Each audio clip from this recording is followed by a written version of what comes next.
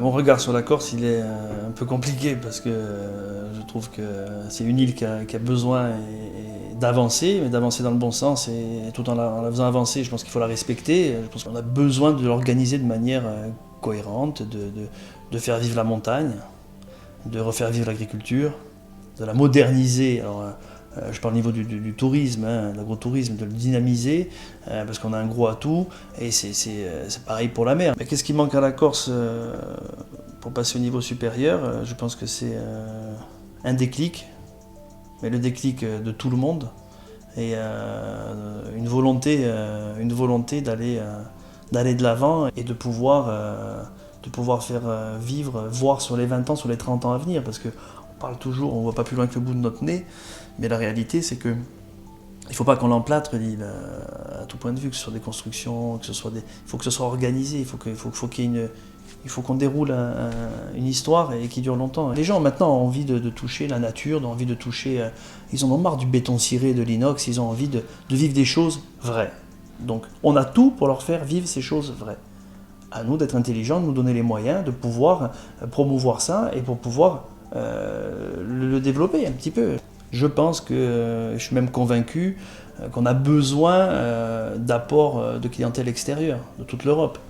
Il y a des gens qui sont demandeurs, il y a des gens qui ne connaissent pas, il y a des gens qui découvrent. Mais quand ces gens-là viennent, il faut qu'ils repartent avec la banane, il faut qu'ils soient heureux, il faut qu'on s'en soit occupé d'eux de manière professionnelle. Le but, c'est pas qu'ils achètent la Corse, le but, c'est qu'ils viennent, qu'ils dépensent un maximum d'argent. Il faut que l'argent reste en Corse, il faut que l'argent, l'hiver, il faut qu'elle puisse circuler sur cette île. Et ces gens-là, il faut que quand ils rentrent chez eux, il faut qu'ils reviennent avec l'envie d'emmener des amis, de faire un anniversaire, de revenir, de reprofiter de cet endroit. Parce qu'ils auront été bien accueillis, parce qu'ils ont eu de la qualité.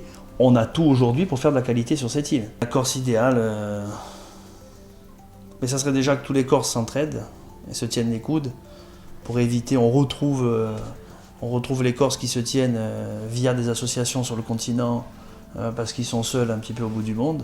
Mais en Corse, on commence à se donner des coups de bâton et j'ai plus trop l'impression qu'il y a beaucoup de monde qui se tiennent les coudes. Ça, c'est un réel problème. Des fois, on a envie de baisser les bras et de s'en aller. Parce qu'on a l'impression qu'il faut déclencher une force surhumaine pour arriver à déplacer une boîte d'allumettes. C'est la réalité des entreprises et des entrepreneurs en Corse. Il m'est impossible, je l'ai dans les tripes, il m'est impossible de baisser les bras ou de dire j'abandonne. Je pense que jusqu'à ce que mort s'en suive, je ne lâcherai pas l'affaire parce que j'y crois, j'ai envie de montrer. Puis il y a des bons en Corse, il faut qu'on avance. C'est un destin, c'est comme ça, il faut aller jusqu'au bout des choses. Quand on va au bal, il faut danser. Donc voilà, c'est un peu ma façon de voir les choses.